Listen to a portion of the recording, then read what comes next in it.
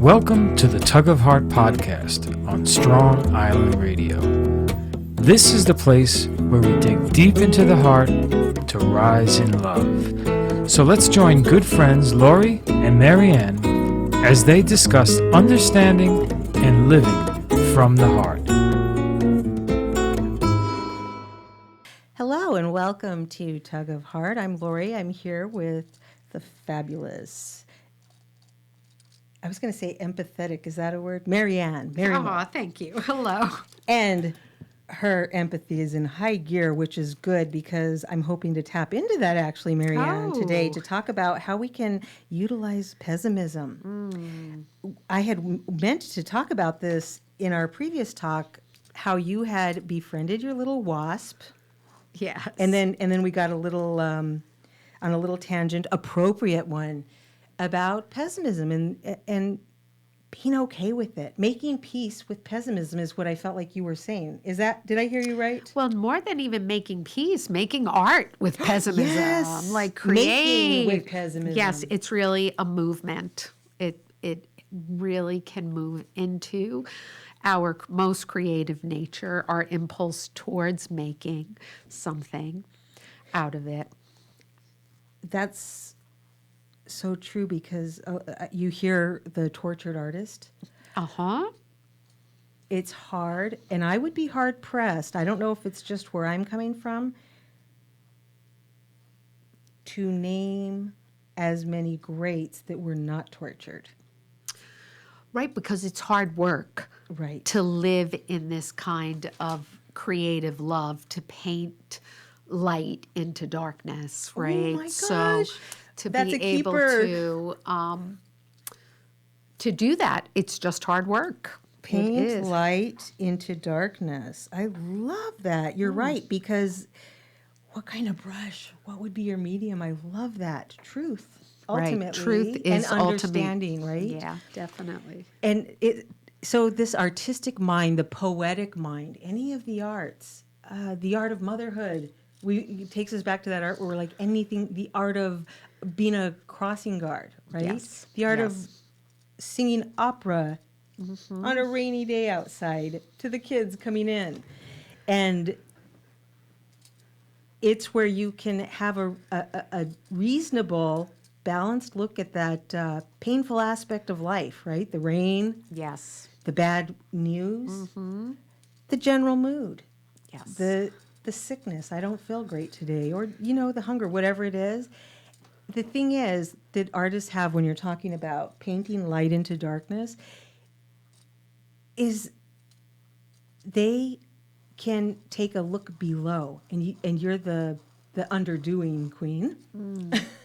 Yes. The queen of underdoing. Most of what I say is a compliment, just so you guys know when I say this about Marianne. So Marianne to me is the queen of underdoing because she's can do this root work that is pretty spectacular. It's grounding, and it's not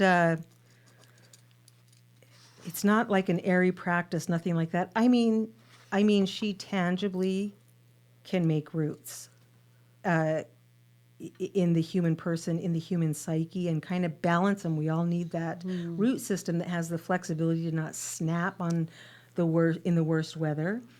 And it needs to go as deep as we plan to go high, right? It should mirror what's above. And you have that capacity to give that pretty reasonable look. So to do that, you have to be willing to look at all things. You have to have that pessimism that this is a windy place. We need to root deeper if you plan on growing bigger, because I know the alternative. You won't make it. Yeah. What doesn't bend breaks, the Taoists, right? Right. So you also need, as an empath and artist, to be able to return. Yes. Or you maybe have seen something tremendous, but it cannot be a useful service to the rest of us if you don't come back to us and give it. Sorry for you. I tend to brag that that's not one of my things. I have my own too, guys. So like we all have our something that hurts, something that can be given. This happens to be Marianne's. And I'm really comfortable that it's yours. But I also love it about you. One of my favorite things about you. Thank you.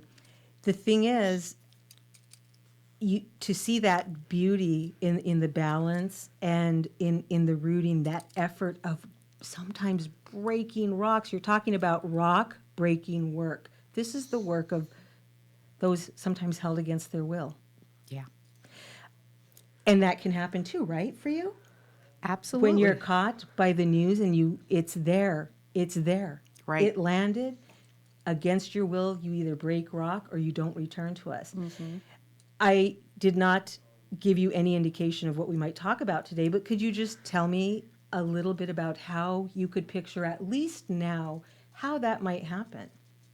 How you could do that kind of underground work and then resurface? Well, this has been, a big piece of my work this year in choosing whimsy as a method, right? Yes. I think about sometimes we need to choose a frivolous act of devotion. Our podcast That's beautiful. is a Yes. frivolous act of devotion. Yes. It really is. It's it came out of tremendous loss, and with all loss comes an element of pessimism, right? It had better, or else right? it's going to repeat itself. Yep. So the devotion to the weekly conversation, the dedicated conversation, in many ways, there is no expectation of anything else except for this act, right?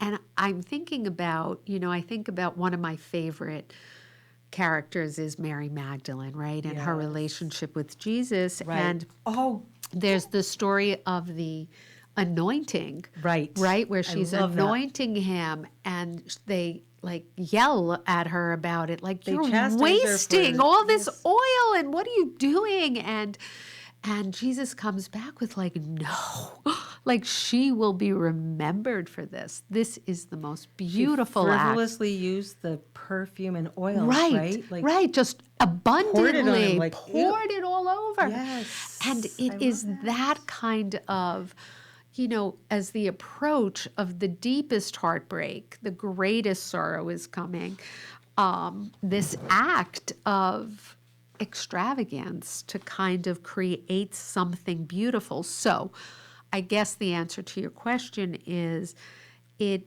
is a movement away from doing what is good, doing what is right, and coming into beauty.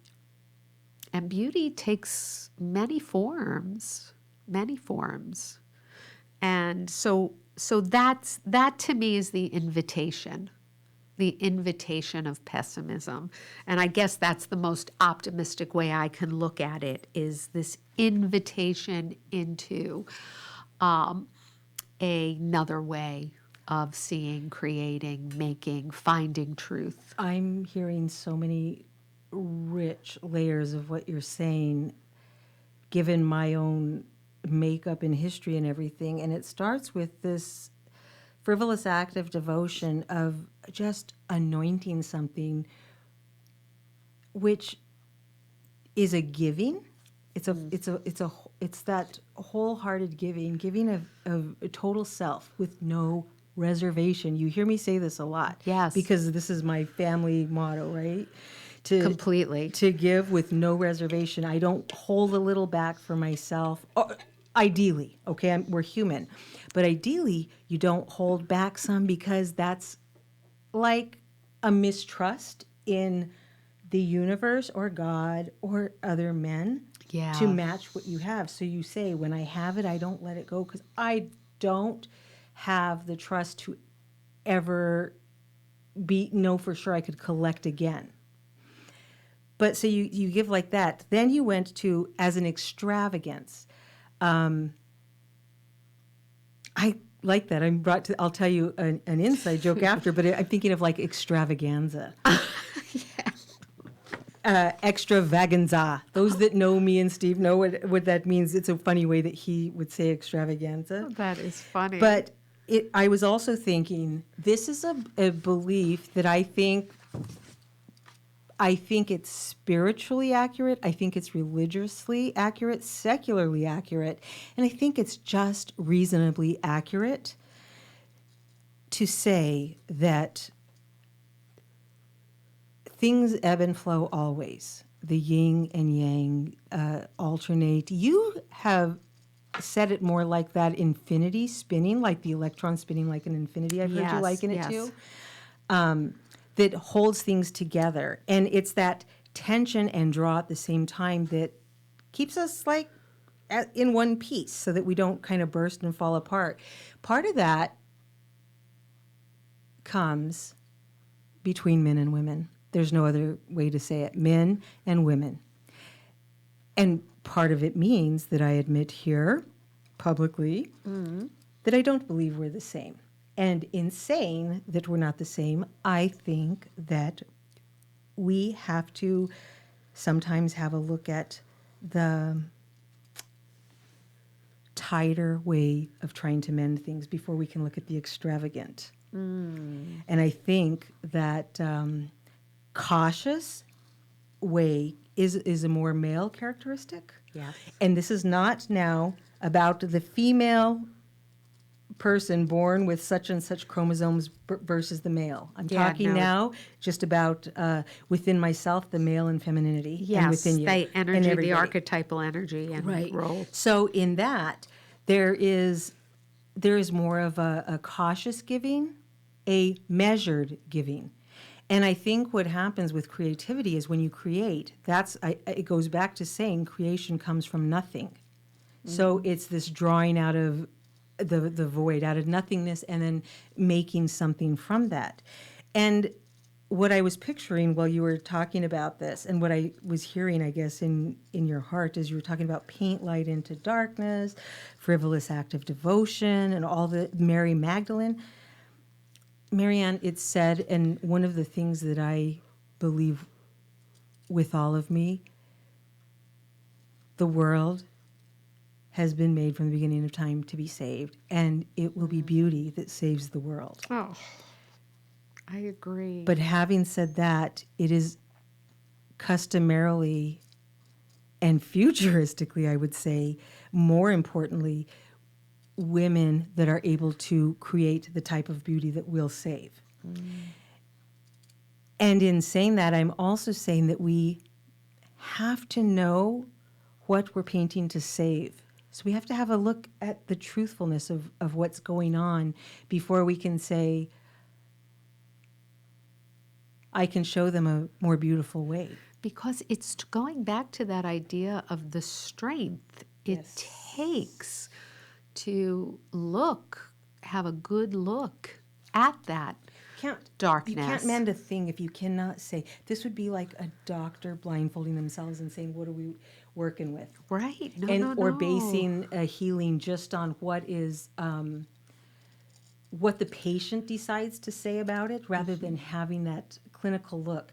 And clinical looks are awful. Guess what else they are? They stink. Yeah. They physically stink sometimes. Wounds. Yes. They look awful. They can make your body have a repulsed reaction. But without that look, you don't know what to heal and where to begin. Yes. Yes. And I think we have to give the world that look as it is and as it can be, both optimistically and pessimistically, a fair look so that we know how to better operate with both. And we can say, listen, at least for today, this is how I'm feeling. I don't know if it'll change, but like, this is a pessimistic day, but the one thing I would not confuse it with is a long view. I think long views should be more optimistic, but pessimistic, it talks about not where we will land, but how the journey is very likely to be. Optimism speaks of less how the journey is likely to be, because you have a whole lot less control in that, but I know if I stay the course, where I can land. And I think that's how we kind of have to attribute the two of them if we want to use them I do like properly. that working together, because I do, like you're saying, you need both. Tell me about both. right? You do Because need it comes both. back to the both in the third. Yes, yes, that sense of this trust. It goes back to your word of trust, right? Trusting that the heart can like make good use of both optimism and pessimism. Could make very, very good use of it so that we can keep moving towards, let's say we're talking about the beautiful, the yet to be created. And that it's this utilizing, it is making good use of it, of both the energies, because one isn't above the other. The idea you're of being left with a trinity, the three pieces. Always equal. Yes, Always same. Not yes, equal, Lori. Same. They are. They're same. One is not above the other. One doesn't run the other two ever. No, and all are needed, really. Needed. But again, though, maybe that is the idea that they're needed in the wholeness of the three versus in isolation.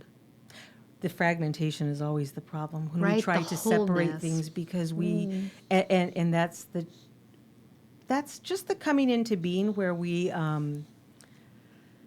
want to take aspects that we think are more valuable, and the sad part for me is not that we make those mistakes, but that when they're pressed upon us with media, with social media, people that filter pictures, and so we are disappointed when our life isn't filtered with the rose-colored glasses. Yes. It's such a disappointment. I had to show up in my regular face today.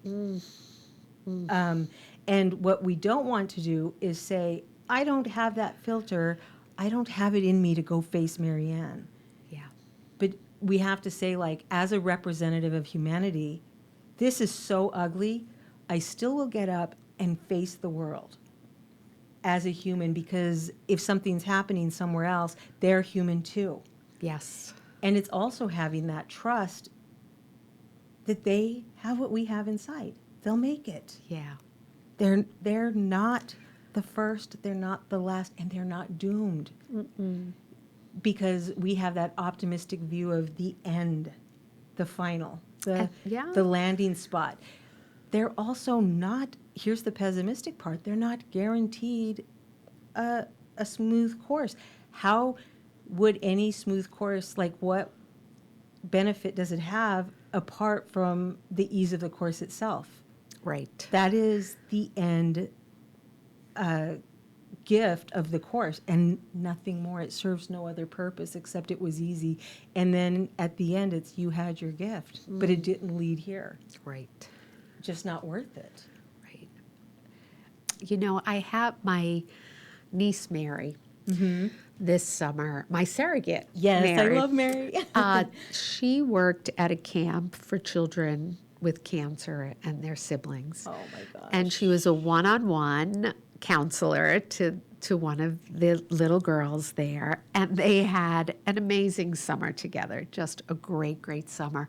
And Mary and her made a great friendship, and there was Oh my gosh. the love of friendship. She had a little crush on a boy. There was that love that was blooming, like just a really sweet, dedicated summer. So camp ends, and the little girl's mother took Mary aside and said, listen, I need to tell you this, but the prognosis isn't good. And it's more than likely that this little girl will not make it through the year. And I just want you to have that information. So Mary brought this information to me, and she's like, is it better that I have this information or worse? Like, it is so heavy to hold. And I said to her, maybe the question is what to do with the information, right? What do we do with this now? Because I think it was given to you to prepare in some way that this news will come, and to begin that process. And one of the things I said, and let's just like think about like what you can do with this.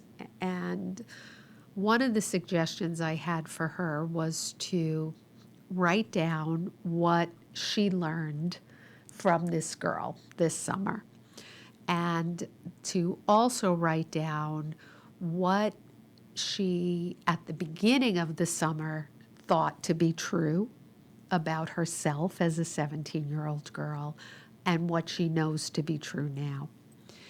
And she came back to me with what she learned was to enjoy enjoy the moment while you have it, and to let just love bloom wherever you are, whatever age. That was the lesson she learned from that girl, which is such an amazing legacy, right? Yeah. And then what she learned about herself was that she came into the summer thinking that she wasn't strong enough to do this kind of work. And she came out because she's going into nursing. And I think this is so beautiful. She came out realizing that nursing is not just a noun to be a nurse, but it's a verb to nurse. Yes. And she realized that she can do that kind of care in the world. And with that, this process of dealing with something that is so heavy and will continue to be heavy for my Mary to carry forward starts to move into something that allows for understanding when there's lack of understanding. Like there's no way that we can understand. You, Lori, we sit here and I sit with you and I face you on this every week that we can understand why Seth isn't here. I can't understand it. I still ask every day. Right? I don't understand. I can never understand. I don't know. I can never understand it. So the movement isn't towards understanding why. Right. It is, what do we make of this? What That's do we the story. make of That's this? the story. When that's exercising our strength in the story, what do I make of this? And that's making your own meaning. Yes, and like exfoliating, like tearing down these layers of who we think we are, these illusions of who we think we are, into And I who think we that's, are. and it's kind of like you can do a mild exfoliation like regularly, and if you haven't in a long time, just like you get your a pedicure and you haven't done it in a long time, there's more to remove, and things can be much more tender. Yes. If you wait and then you say massive exfoliation needed, you're raw. And I think just given like current events, I think we're left raw because sometimes we've gone too long and we've let that insulation build up. And so it is raw when we see it, but that's not enough reason to close our eyes and not look, and it's not enough reason to say, I won't exfoliate again. Right. Neither is appropriate.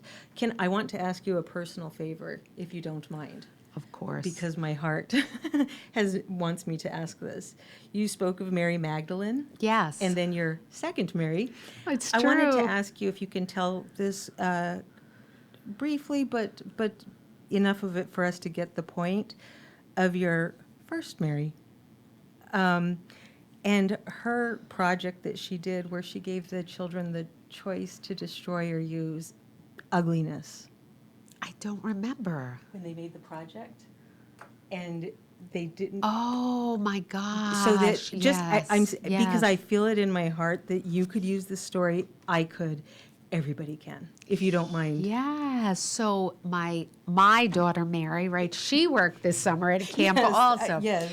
And it's interesting because her role was discovery. She Yes. worked in discovery as the art teacher, but it was really a process of discovery for the little children. And she had them making sculptures. Right.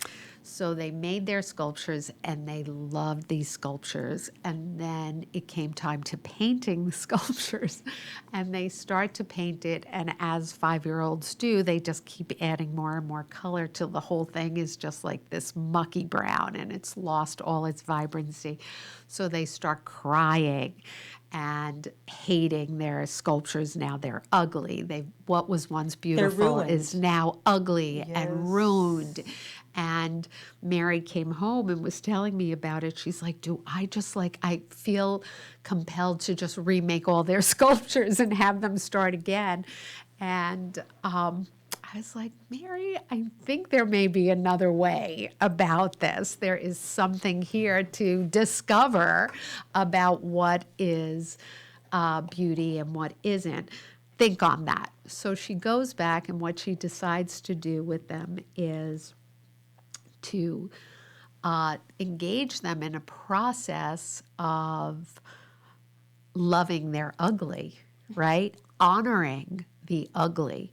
And so they created little like habitats for their sculptures and put She them. gave them a choice though first, right? Or did they do it and then she gave it?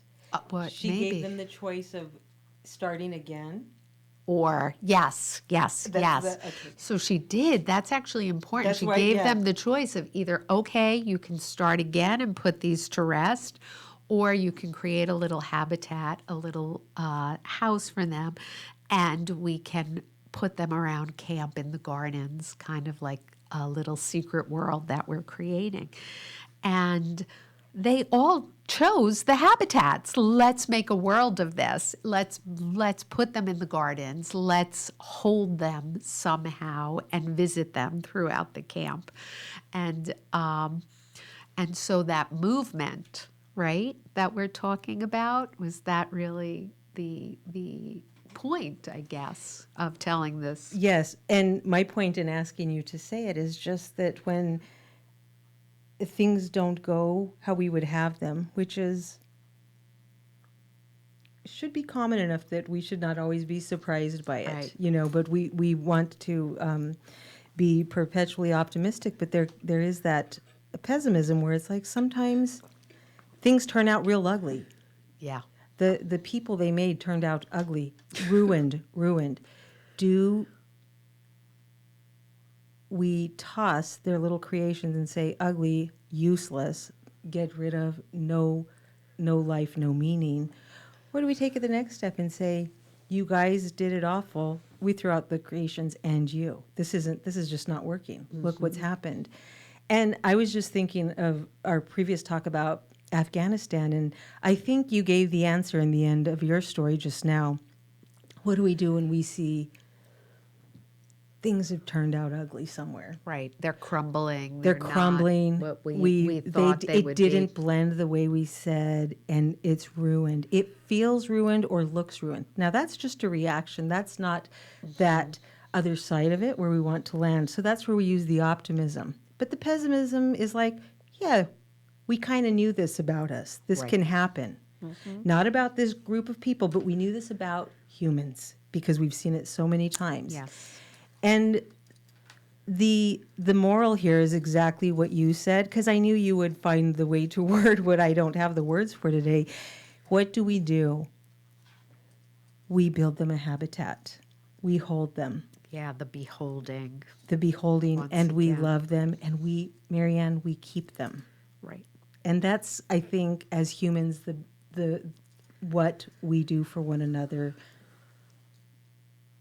when we're disappointed, and we also learn that this does happen, and we implant it as a memory just a little more. Make that stick that this is part of it, so that we're not as repulsed when we see it. And that going back to the switching gears, We slow right? down and think, From the mind into the heart, Yes. from the judgment. You're right. And that is that Yep. we were talking about it last show also, that decision to, I am going to look at this from the sacred space of the heart. So then you just see it differently. You can hold it differently. You don't fill And in it's, the... I think it's the point of everything we're doing here, Well, and that right? was your Like, answer to Mary. You were like, I think there's another choice. So the choices aren't, it's crap and we accept it, or destroy and start again.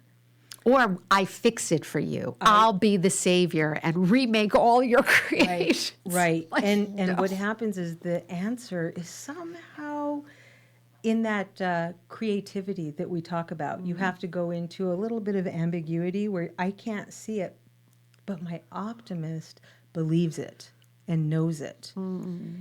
So the pessimism is, yeah, I knew we'd do it. We always stumble. We stumble in horrific ways as humans. But the optimist says, we also rebound. Yeah. And then we carry on wanting to do that, Right. or with that intention, and we commit to the continuity of the relationship, which is that dedicated heart to humanity. Right, because the risk you run, if we use the sculpture story, is that for it not to have somehow transformed into this leap of joyous little villages It's a that they failure. made, and it becomes, I hate sculpture. I'm never going to do another sculpture. I don't want to paint, right? It stops because of this sense of it never turns out right. Mine always break. The colors are never good. This becomes embedded. It's funny now. because one of the things I thought about that you just reminded me of is when we were talking about optimism and pessimism. And when I was first thinking about it, I was like, where do I stand with optimism and pessimism? And I was like, I feel pretty cool with either. The thing I don't care for is ever the extremes. And so generally, just avoid never and always. Yes, please. Just I always go back to the Yes. same lessons we use for the kids. Yes. Never and always are big words. Right. No. Is it true that it's But always this and way? the other thing is just we're talking about in a safe way the sculptures. If we have this reverence for the sculptures and we can appreciate the beauty there, all the more for mankind. You don't see a group struggling and say, destroy it, start again. Yes. Because people can get so bonkers that they're like, just level it, we start again. Right. These are humans. If we would do this, if kids have the sense to do this for their creation, let's have the reverence for one another. Oh, and learn from absolutely. the youngest. Thanks for the story. Oh, you're welcome. And thank you for the reminding. You gave I us such forgot a about lovely that. little trinity today, Marianne. Thank you. Yes, of three Marys. Yes. That's so cute, Lori. Thank you for listening. You can like and share our podcast. You can like and share Strong Island. And also my favorite right now, I keep saying it, is I YouTube Strong Island now. It's the best. Like just subscribe to it. And I don't even have to think about it. Like I wonder what's happening. It, without being like forceful, it just kind of gently shows up as one of what you tend to watch. So mine is that plane wreck and Strong Island. That's a Aspie thing, which we can explain another time. Until next time, be good to each other. Preserve one another. Have some reverence and love. Hold one another when you see pain. And don't throw out what has turned ugly, especially when it comes to humanity. Yeah. Farewell. Beautiful.